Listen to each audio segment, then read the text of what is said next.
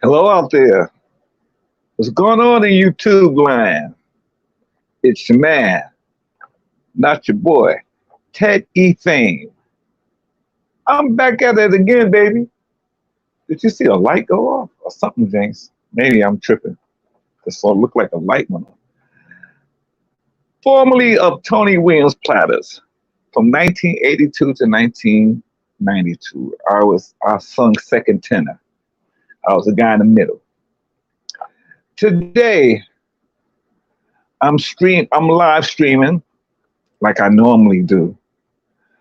And we're going to continue talking about my time and experience. Sorry about that. Just give me a second. Time and experience being a member of Tony Williams Platters. But today, oh, I just saw something here. Hold on a second. And did I see something correctly here? Yes, I did. We up quick today, huh? Let's see. Let me make sure. Did I see something correctly here? Yeah, there we go. Yeah. It's a lot of light. Maybe that's too much light. That might be too much. No, let me see. It might be too much light. If not, let me see. Actually,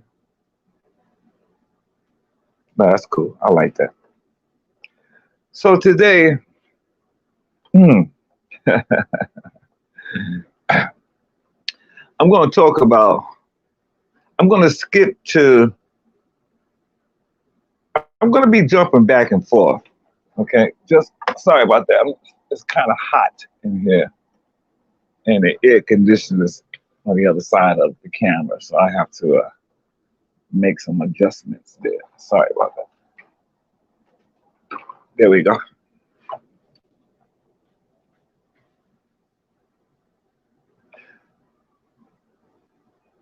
So today, I'm going to be discussing. Like I said, I'm jumping back and forth, so I'm going to be discussing when I actually decided to quit and leave the Platters to go solo, to go on my own. That was in '92. But like I said, I'm just jumping back and forth because I got some other stuff to talk about from other years. I haven't gone through all 10 years yet. I think I probably went through maybe 5. So I got probably about 5 more years to go through that I talked about. And I'm sure I didn't talk about everything that happened those years because some years we had, along with tours, multiple shows. And I'm sure I didn't mention every show or what happened on every show. As a matter of fact, I don't know if I can even remember, to be honest with you, what happened on every show. But the things that I do remember, I am talking about. So like I said, I'm the last surviving member of Tony Williams Platters. That's the last version of the Platters that Tony was a part of. And I spent 10 years with him up until the final year of his life, which was in essence the final year of me being a member of the group. So 1991 was an okay year, but I think by the time the 90s came in, the work was slowing down. It was all through the 80s, especially the mid 80s. When I say from 85, 84, 85 to 90, man, we was working like crazy because that was some kind of rock and roll revival time in history. So by the 90s, it sort of leveled out and we wasn't working as much in the United States as we were out of the country, overseas. So 91 we were in I know we went to Singapore, but we were basically out of the country most of '91. I don't think we did. I can't remember if we did any work in America in '91. I think we did all of our work out of the country. So '92 came around. So let me back up a little bit. We at the end of '91, we were in Singapore, and it was the Platters coasters and drifters. I talked about that already, and I'll go into detail about what led up to me leaving the group. So I'm the youngest person. I was the youngest person in Tony Williams Platters at the time. Everybody was at least 20 years older than me at that time, 20 plus years older than me. So I'm like the young guy with all the energy. And by 1992, I had, matter of fact, I was still, what was I? I think I was 31, going on 32. I was 31 going on 30. My birthday September 1st. I think by September of that year, I've been 32. Of September of 1992, I would have been 32. So 91, I was 31. So, and that was at the end. I can't remember if that was November or December that we were booked in Singapore. I know it was cold in America, and when we got there, it was hot. In Singapore, it's hot year round, 365 year round. So I'm thinking it was somewhere in November or December. So, and I talked about that show. So let's talk about what led up to me leaving Platters. Well, that was that best performances. I think I was on top of my game then. You know, I was hitting on all cylinders. I was singing my behind off. I was entertaining. People was loving me. As a matter of fact, that opening night, the press and everybody came out. And the next morning, I went to breakfast at the hotel, and there's a newspaper, and there's a picture of me on the front cover, along with Tony Williams and one of the guys in the coasters. Or was it the drifters? One of them. There was only 3 pictures, and mine was up there, and I was in the middle. And they talked about me. They mentioned my name, and they mentioned this young kid in the Platters who was running through the house singing Shout, not missing a beat or a skip, you know. I think we were booked there for a week. I think we were booked there for a week, if I can remember. So I really was on my game. I was really doing my thing on that show, on that tour. And I was really confident about myself until I remember that I felt every time we hit that stage, I just knew I was going to tear the house down. And the love that I was getting back from the audience, how they was appreciating me, I was really feeling them. I said, man, this is a place I could love coming back to, which is a coincidence. And I end up going back there. Anyway, about the 3rd day of us being there, the club owner approached me and asked to have a meeting with me, a private, secret meeting, mine.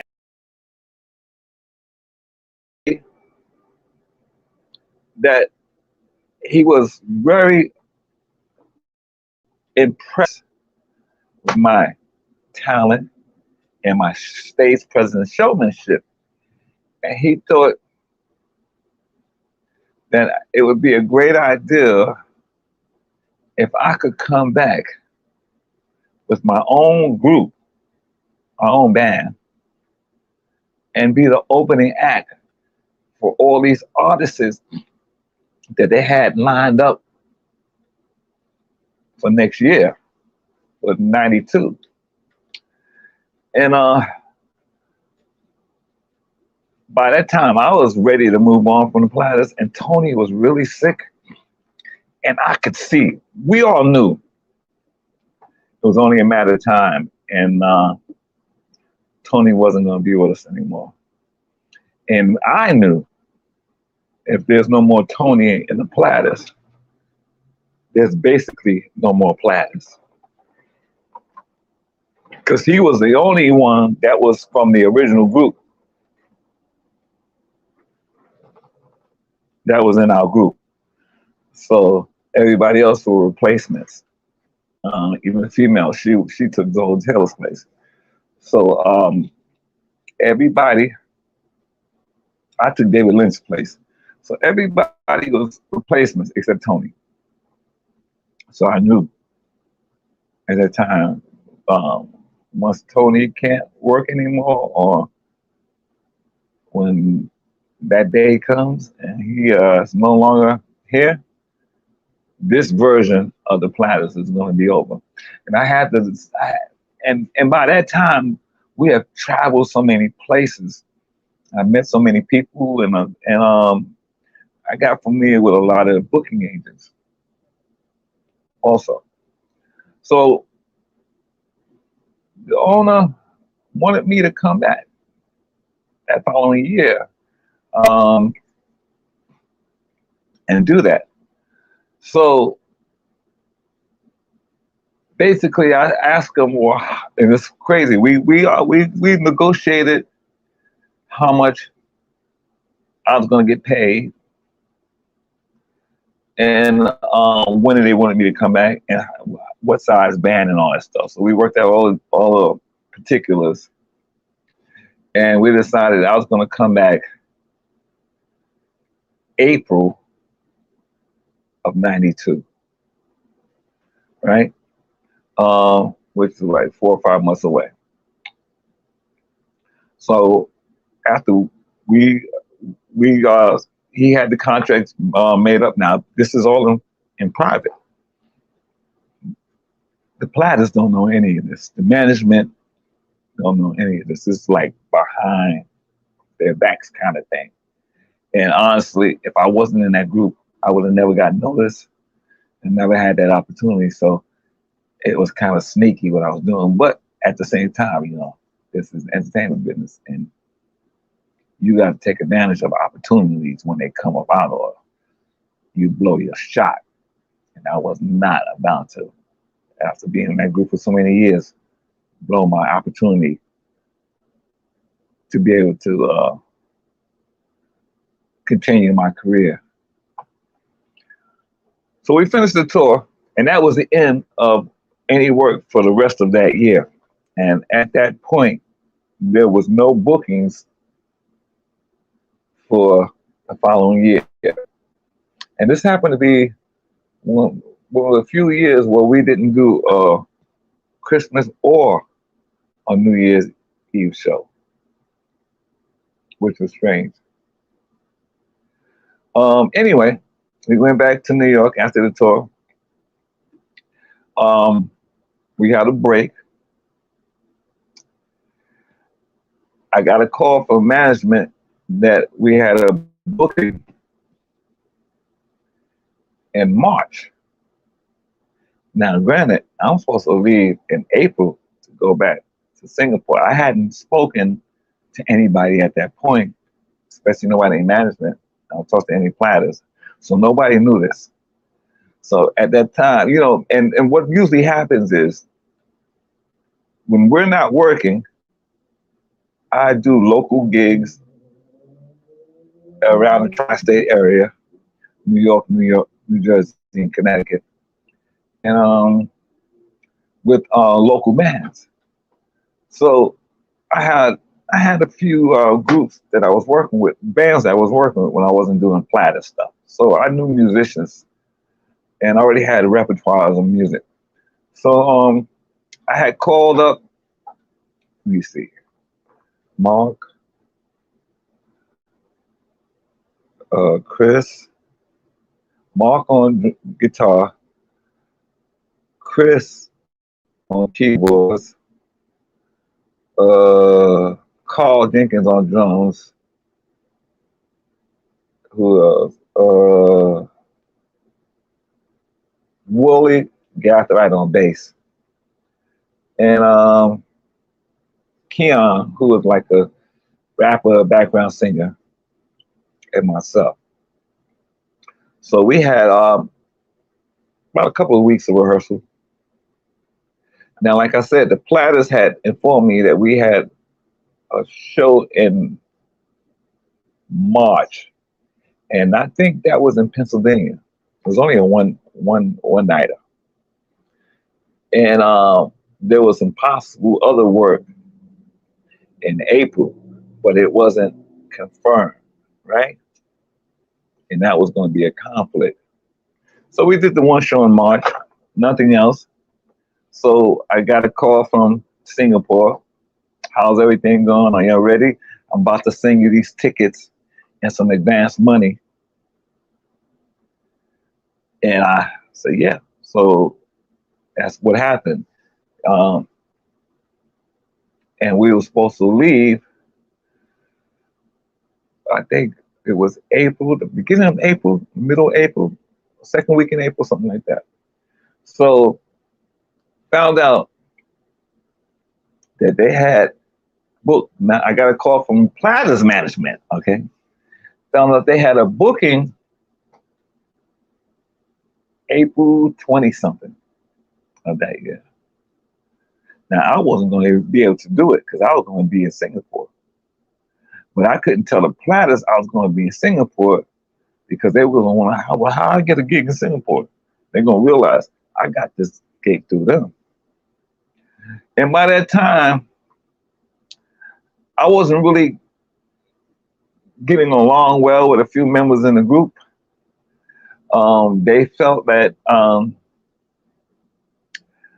was overstepping my boundaries as far as getting too much recognition, acknowledgement.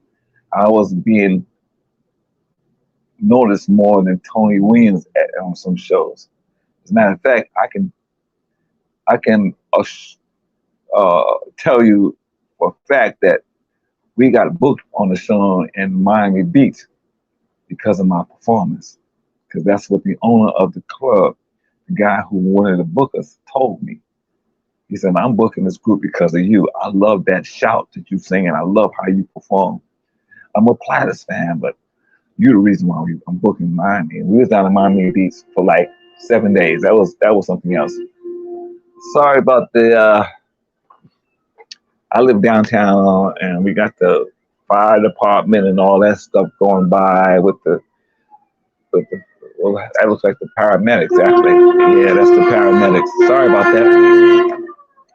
I'm looking out of my window so you can hear all that stuff.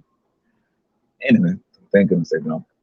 So, yeah, we rehearsed,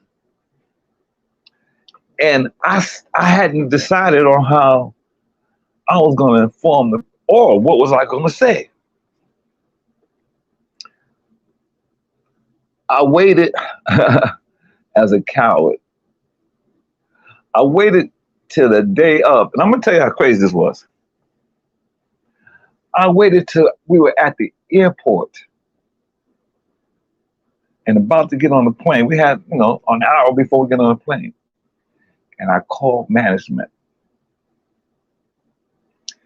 And at first I said to management, I didn't say I quit first. At first I said to management, I'm not going to be able to do that show on the 23rd. I'm not going to be available. I had some other thing that something else that I wanted to do that came up, and I decided I want to do that. So I was informed by the management at that time that if I didn't do that show, then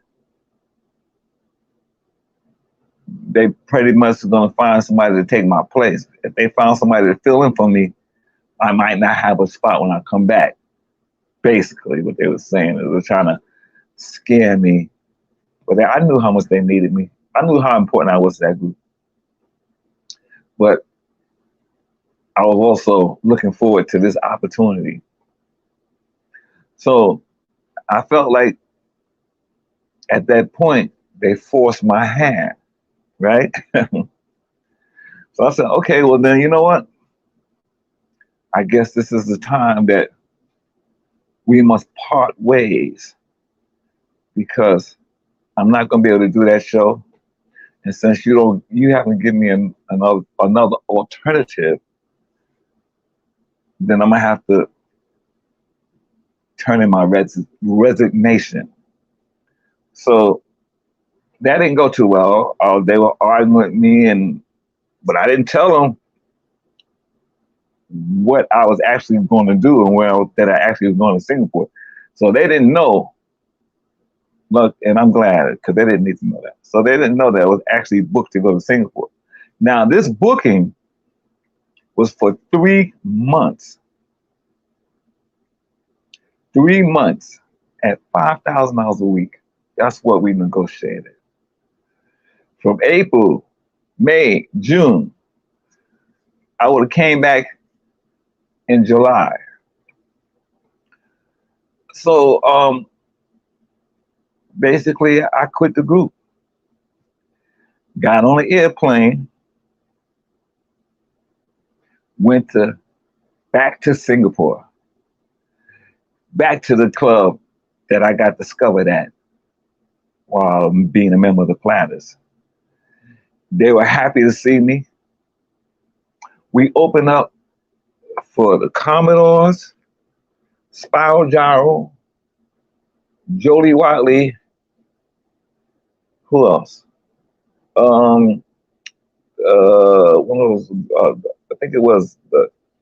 Who was it? One of those groups from the '70s. Oh man, Dramatics or somebody. I forgot the name of the group. And then we did a lot of shows where I was the only group there. When we wasn't opening up for an act, then I was performing with my band, doing. If I was opening up for an act, we would only do that one show. But when I wasn't opening up for an act, we would do 2 shows, and we only worked 4 nights a week at this club. This was like sweet gig. And because of them knowing me being there with the Platters, and I came back with my own group, my own band, we had sold out performances there. I mean, the especially Friday and Saturdays, I think we worked Wednesday, Thursday, Tuesday, Wednesday, Thursday, no, Wednesday, Thursday, Friday, and Saturday. Wednesday, Thursday, Friday, and Saturday. And usually those Fridays and Saturday shows were all sold out.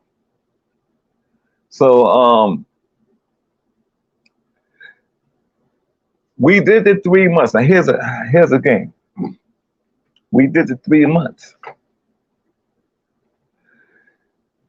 The owner of the club was so happy with us, he extended us another month. So now he wants to stay another month, right? So now it's July. So instead of leaving in June, he wants to stay in July. So we stayed another month. Now I'm gonna tell you how crazy this was.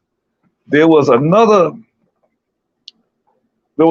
club in the Hilton. Oh no, was it Holiday Inn? Hilton or Holiday Inn? I forgot what the hotel was. They had a showroom there, and they wanted my group that I was performing at this club to come work at that club. And the guy who booked us was leaving to become the head man at that showroom in Hilton. He wanted to take us along with him. So once that contract for that club ended, he got me a new contract at that hotel with the showroom in it. and they wanted me there for, well, was it 6 months? So I end up, and I think 6 or 7 months. I know I end up staying in Singapore for 1 year. Now, August 14th, we just finished performing, and I got the news that Tony Williams had passed. I was actually in Singapore when Tony Williams passed. And I felt bad. I felt real bad because I wasn't there. And I regret not being able to see them or talk to him one more time. But I'm telling you right now, I kind of knew when I left to go to Singapore that I probably wouldn't ever see Tony again, because he was in the hospital for a while. And we had some cancellations because he couldn't perform that year, also in 92, early 92. I think we had some, but that was tentative for January and February, and they both got canceled because he couldn't perform. So I knew it was, it was close to the end, and I had to make sure that I was going to be good. So to this day, I feel like I did the right thing by taking that contract and going back to Singapore with my band.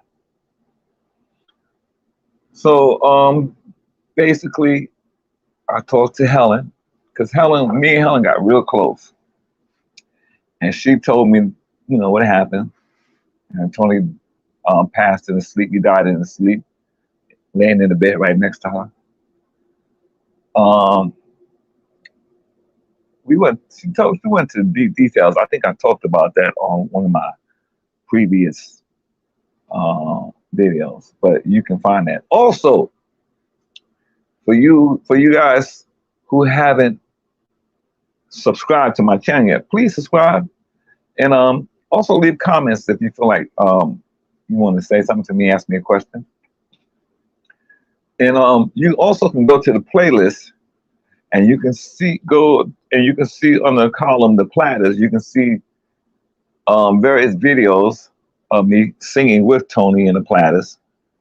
I think something from 89 and 88. We got some recorded stuff there. And you can see the condition Tony was in, so you can actually see what I was talking about when I was telling you. And you can also see my performance of Shout.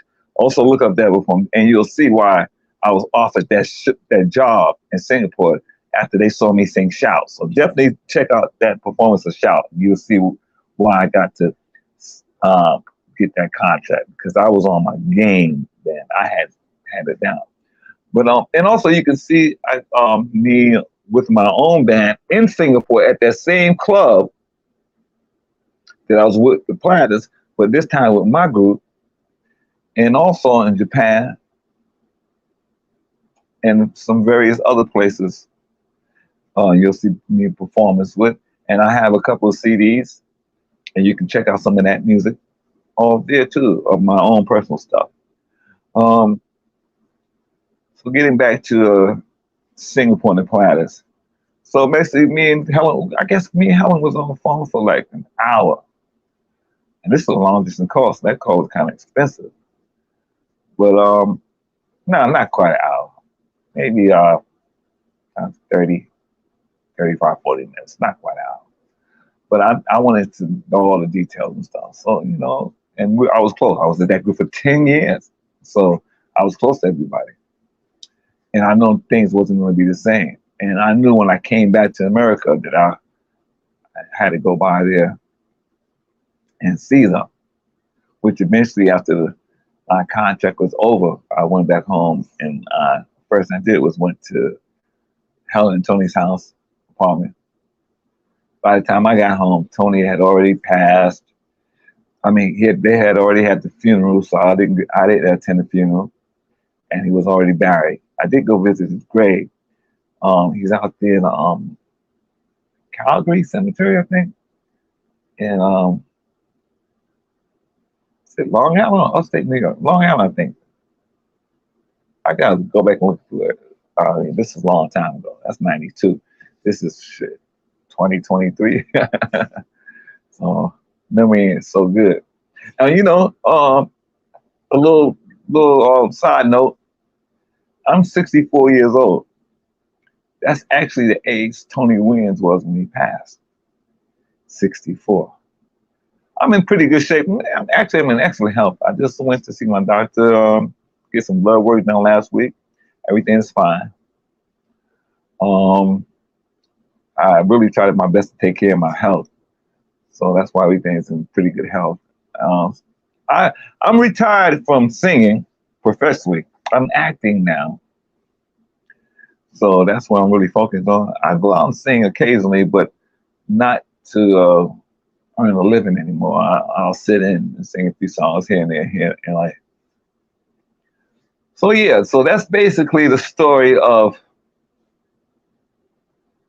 when I finally decided to leave the Platters and how I left the Platters. So I'll be sharing more stories with you guys. I'll be back on, what's today? Monday. I'm trying to get back on Wednesday. I'm gonna try to keep that schedule Monday, Wednesday, and Fridays between 3 and 4 o'clock. I'm testing out the time schedule. I'm not sure we're going to talk about what year we're going to talk about. I'll think about it between now and then, and I'll let you guys know. I'll post something with you guys know I'm going live, and I'll let you know what that next live would be about. I have to think about it. So much stuff. I don't want to talk about something I already talked about before anyway. So leave that available. But anyway, I want to thank you guys for joining me on another episode from my channel, Teddy Fame, formerly of Tony Williams Platters. I created this channel specifically for the Platters fans, or specifically for Tony Williams fans, and that's still out there worldwide, and that wants to know what it was like being a member of his group, what was like going on tour, working with a lot of famous people, traveling around the world, singing for thousands of people. I mean, man, the stories, it was amazing. I had an amazing time. So I'll be back on Wednesday with another episode. So I want to thank you for joining me. I want to say, I love you. Peace. See you on Wednesday. Bye-bye.